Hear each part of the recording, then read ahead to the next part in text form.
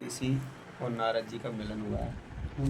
जो गंधमादन पर्वत पे अपने जो प्रथम भक्ति का भाव उपदेश दिया था नारद जी को, गंधमादन पर्वत पे दिया।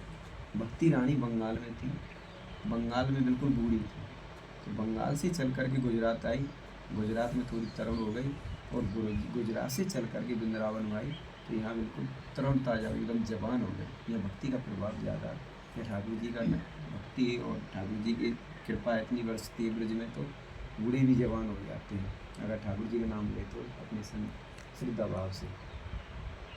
भक्ति रानी अपने ज्ञान वैराग्य पुत्रों के साथ में वृंदावन में बैठी हुई थी। वहाँ कर अपने नारद जी लेकर रहे थे भ्रमण करते हुए। नारद जी ने सोचा ये तो भक्ति रानी ज्ञान वैराग्य, फिर भी नारद जी से नहीं रह गया और समीप में जा कर के पहुँच करके माते आप कौन? मन भक्ति रानी।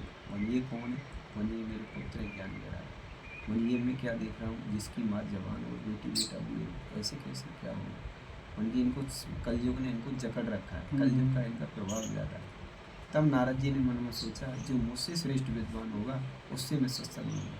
तब नारद जी ने पूरी पृथ्वी को भ्रमण किया, यात्रा करी, लेकिन नारद जी को कहीं शांति नहीं मिली। नारद जी और ज़्यादा बेचैन अवस्था में हो गए, पसीना में आ गए। तब नारद जी ने सोचा मन ऐसे तो धीरे धीरे कलयुग धीरे धीरे मनुष्य पर प्रभाव डालेगा, मनुष्य जीव धीरे धीरे नष्ट होता चला गया, कैसे भक्ति का प्रभाव।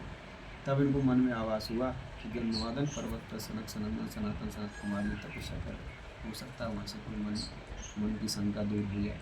तब वहाँ पहुँचते ही दंडोत प्रणाम करी, तो शंकादी जी ने कहा नारद जी आप कैसे आए? मन भगवान नहीं ऐसे दंडोत प्रणाम करे। नारद जी आपको क्या चिंता है?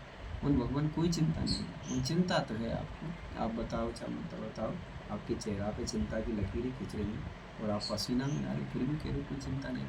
उन भगवान क्या करें, कलयुग की प्राप्ति हुई है और कलयुग की जीव जो आटे की चक्की की भांति कुछ है, उस जीव का उद्धार कैसे होगा? और भक्ति रानी ज्ञान वैराग्य वृंदावन बैठी हुई है महाराज, जिसकी माँ जवान और बेटी बेटा वो कैसे रक्षा कर पाएगा महाराज?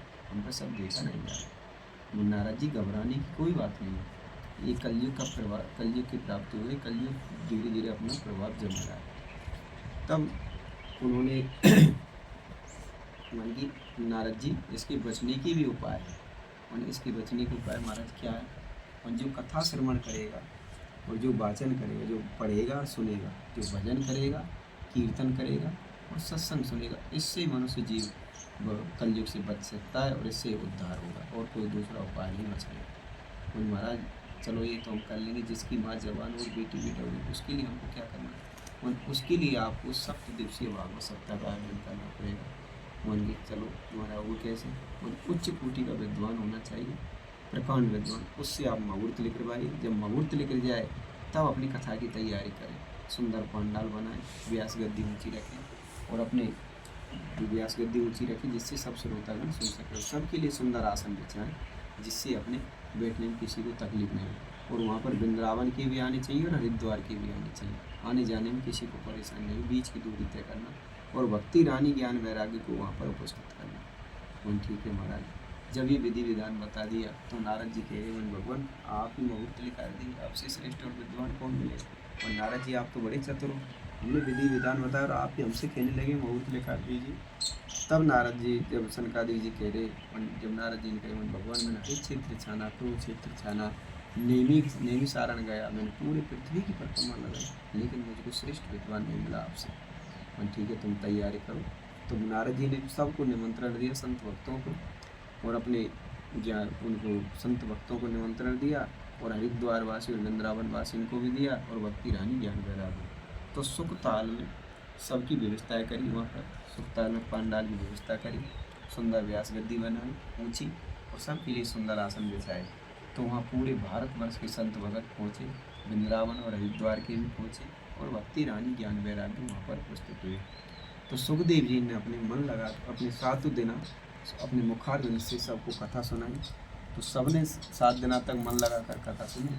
7 दिन कथा सुनते भक्ति रानी तो तरुण अवस्था में थी और 7 दिन कथा सुनते सुनते ज्ञान वैराग्य भी तरुण अवस्था में हुए। अभी जो आपने गुरु मंत्र चाहे कहीं से भी लिया, कम से कम 21 माला सुबह 21 माला शाम, जब ये तुम्हारा नियम बरकरार रहेगा कि हमको 21 माला सुबह जपनी गुरु मंत्र की, 21 माला शाम को, और दिन तो तुम चलते फिरते खाते पीते उठते बैठते जैसे आप पहले जैसे ले सकते हो। जब भी तुम्हारा नियम बरकरार होगा तो कैसा भी संकट हो, कैसा भी दुख हो, सब दूर हो जाएंगे और एक दिन गोविंद की प्राप्ति हो। वृंदावन बिहारी लाल। ये ठाकुर जी की यहाँ की